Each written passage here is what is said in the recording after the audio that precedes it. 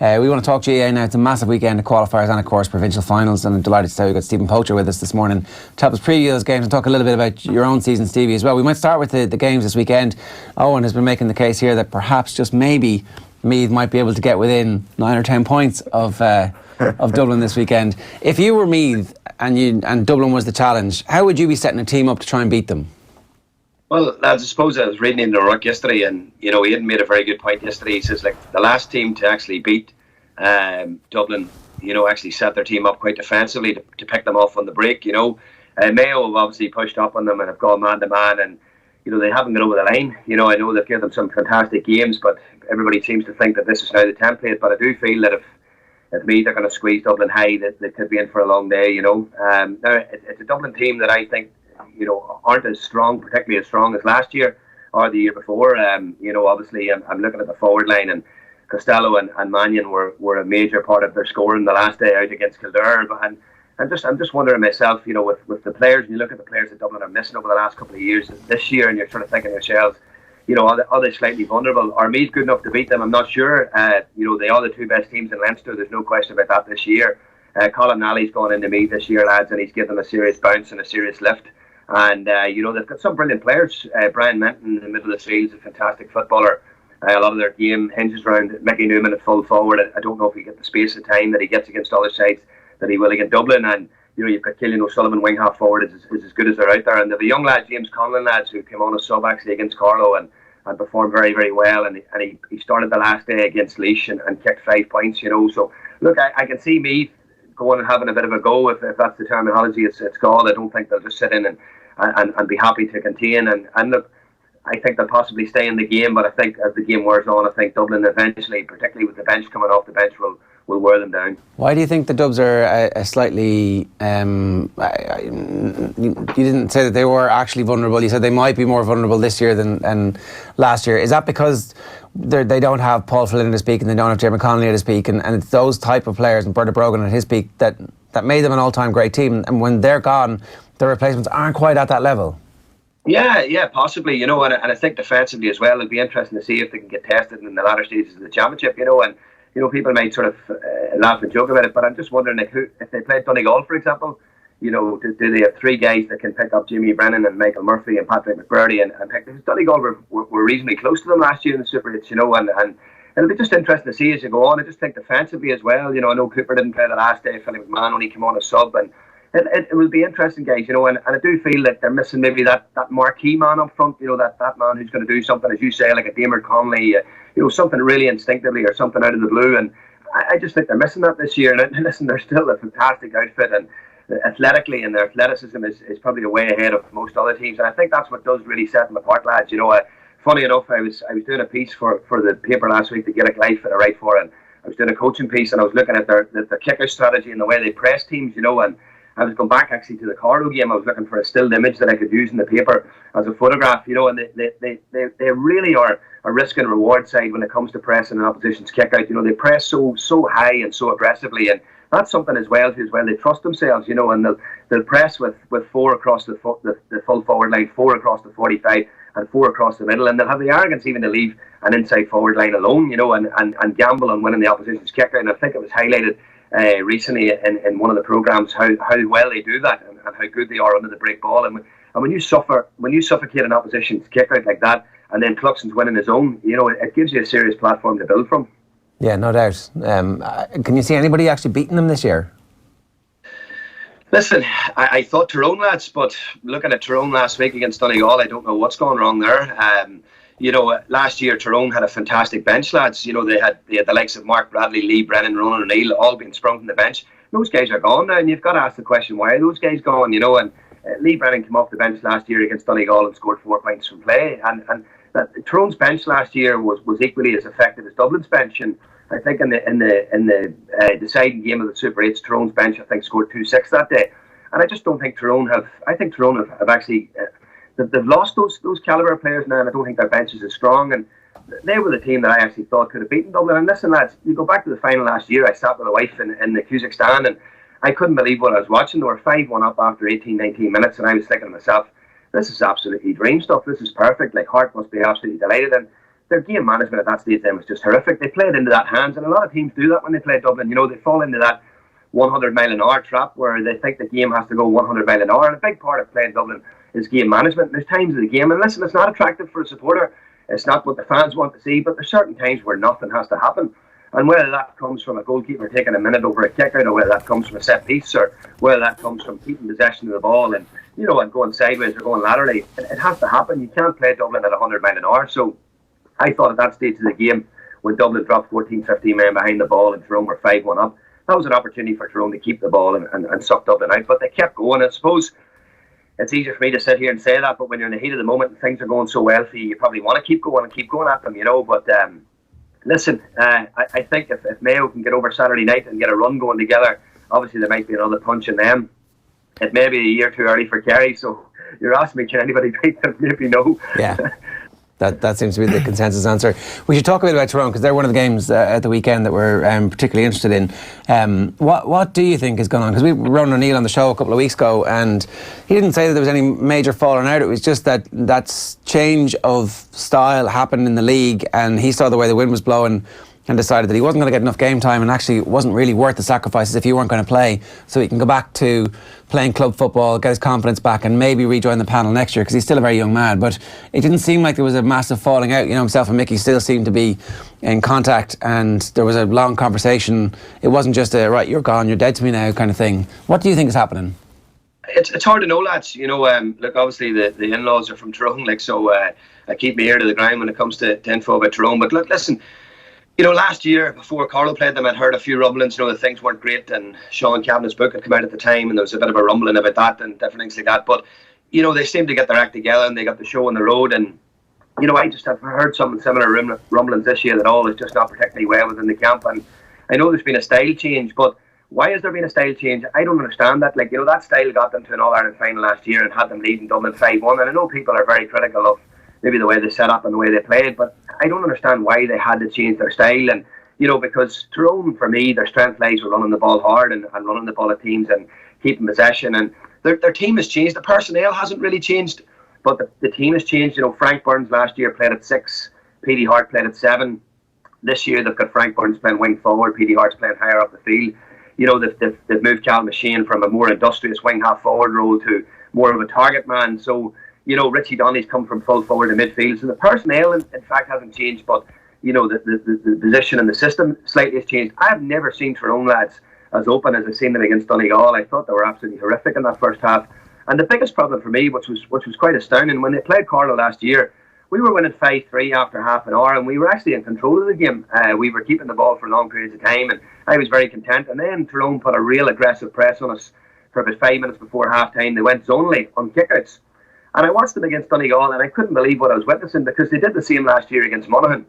They went man-to-man and allowed Rory Beggan space either side of the midfield to punch kickouts into time and time again. And they did the same, and Sean Patton probably couldn't believe his looking goals for Donegal, because Tyrone went man-to-man, Donegal bunched in the middle, left space for Murphy to come from deep, left space for runners to move into. And I was shocked at that, you know, because last year in some games they went with a zonal press. So I don't know what the story is there on their kick-out strategy, on the opposition's kick-out strategy. And even in the first half, I think Donegal won 35-36% of Tyrone's kickouts and won 100% of their own. And when a team does that against you, you know, you're in serious trouble. So they've an issue there. You know, Colin Kavanagh seems to be caught between two stools, lads. He doesn't know whether he's sweeping or whether he's pushing up, and that's a big issue. And I think what you'll find at the weekend against Longford, lads, is very, very simplistic. You know, Mickey's a creature of habit, and what will happen at the weekend is Tyrone revert to type, and you'll see a very aggressive, a very defensive, and a very well organised Tyrone team at the weekend. And we'll probably do enough to get over the line, and who knows, momentum then could build them. But I just don't think this year, lads, they have the bench to make a charge.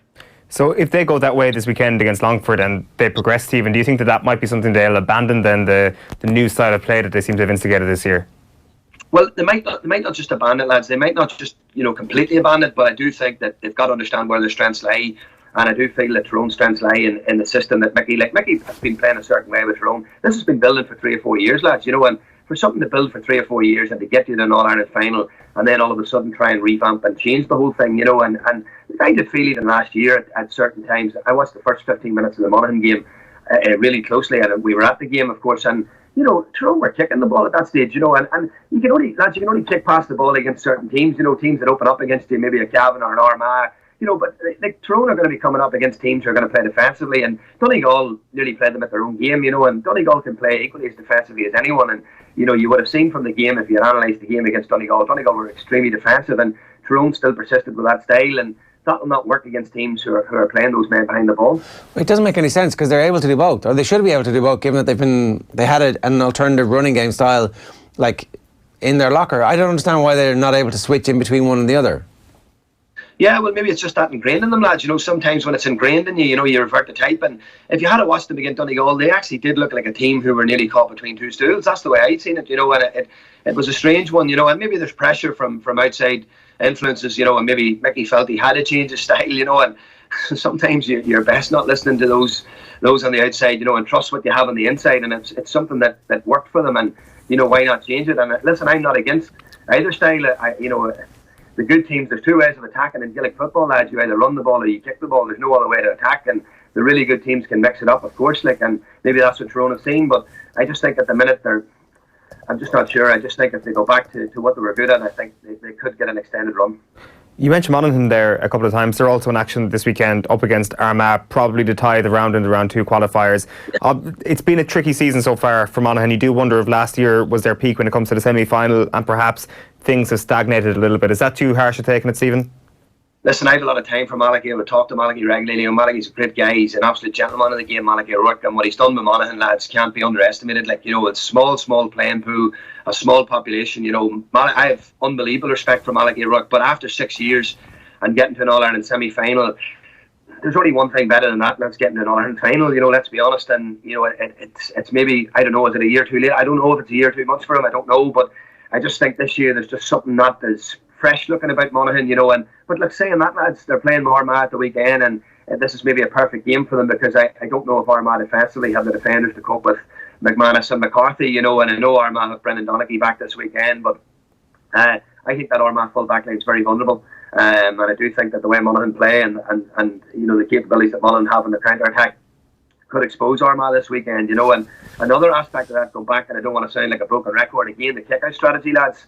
It's become a huge part of the game, and young Blaine Rafferty's a great goalkeeper, a fantastic goalkeeper, but unfortunately against Cavan, his kickouts were dismantled in the first half, and I think if Monaghan can disrupt the Armagh kickout in the first half of this game, and you have one of the best in the business at the other end, and he's getting his away, I can only see one winner then at the weekend, and I think it's probably a game that has come for Armagh with a lot of fatigue mentally and physically, and Jonathan Burns, if he's not playing, he could be a massive loss for Armagh. If Monaghan make it out of this, is there a possibility that they can find the form that you were talking about it seems just a little bit out of reach at the moment in the Super 8s? Are they the type of team who would be a sleeper in the Super 8s who might be able to build through that? There's no doubt, lads. And the other thing too, Monaghan got lucky last year, lads. They got Leitrim in the draw. They got Laois in the draw. Laois were coming off the back of a heavy defeat against Dublin, and Laois last year were a Division 4 team. Leitrim were a Division 4 team last year. So, they got 2 Division 4 teams, which allowed them to get back on the road.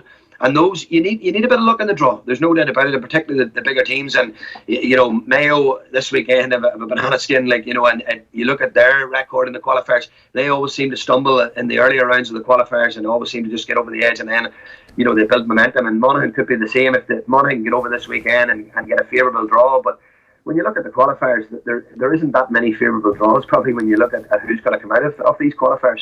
No, there's been a fair few big names dropping down. So you mentioned Mayo there and a potential banana skin. Is it or is it not? Is this the type of game that we've seen Mayo play down to the level of their opposition? And unfortunately, with down football at the minute, we are talking about playing down, because this doesn't seem like it's a resurgent down team, and yet it's down in the Championship at home. So what's going to happen? No, lads, I'm going to be honest, I'm smiling here because I am excited.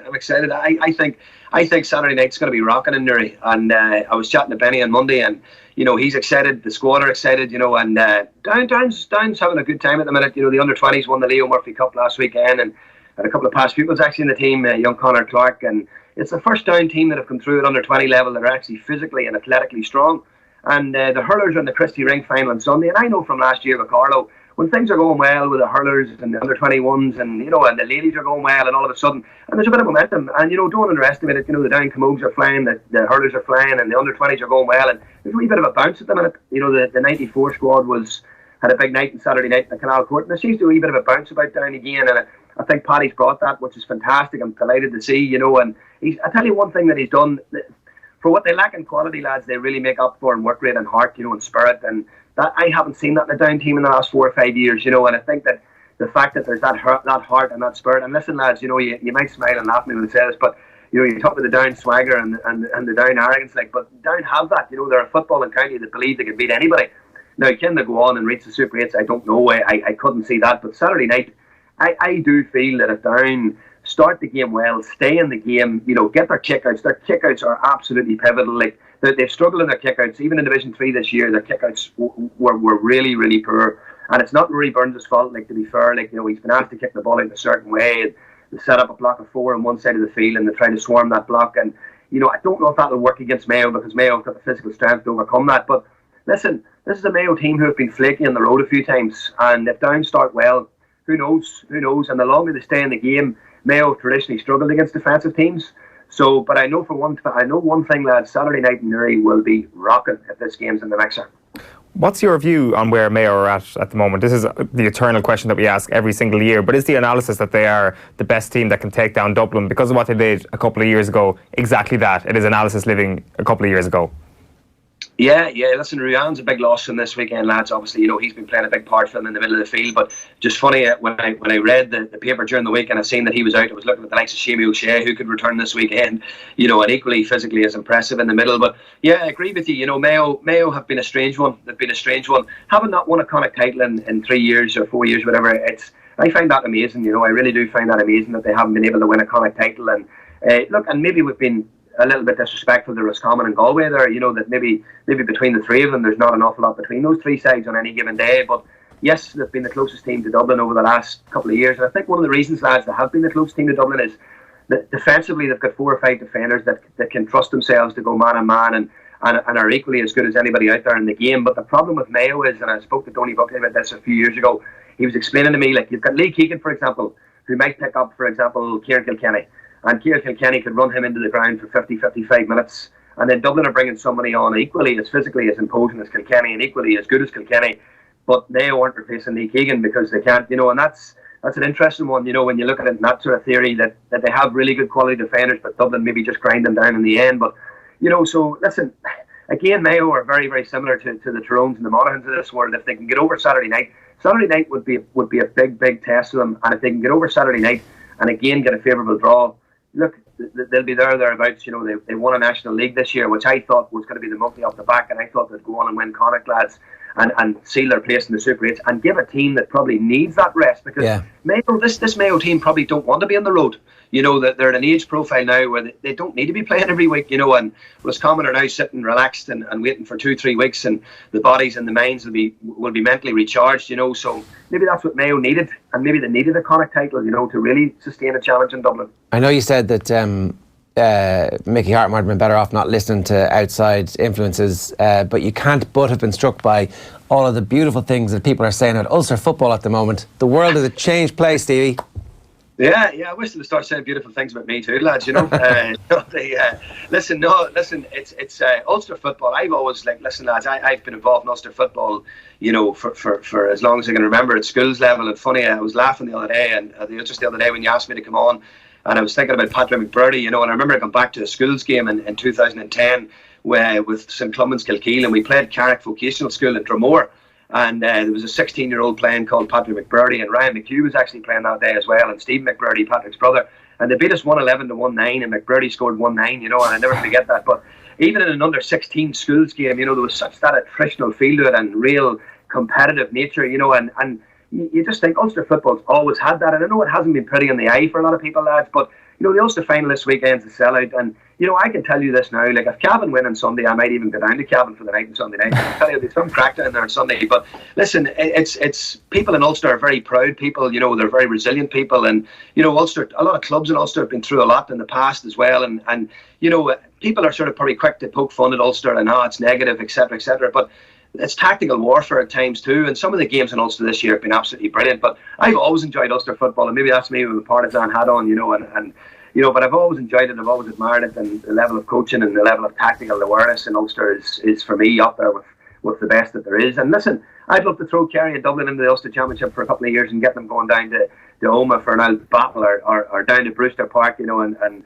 have Rory Gallagher's team narrow the pitch by 10 metres on each side, and batter into them. But listen, I'd love to see it. I'd love to see it, because it'd be interesting to see how they would feel having come out of 4 games like that, rather than 2 games against Clare and Limerick. With all due respect to those 2 counties, they're 2 good counties, but you would just be interested to see how teams like that would do in an Ulster Championship, year after year, and trying to sustain that level. Because what happens, Ulster teams, when they get to the quarterfinals, the Super 8s, the semi-finals, they're punch drunk with the amount of battles they've had and the amount of knocks and injuries, because it's a real war of attrition up here. It really is. Yeah, no, for sure. You've been talking about Donegal as potential All-Ireland contenders, or one of the teams who are best built to dethrone the Dubs. So presumably you think they're going to be okay against Cavan this weekend?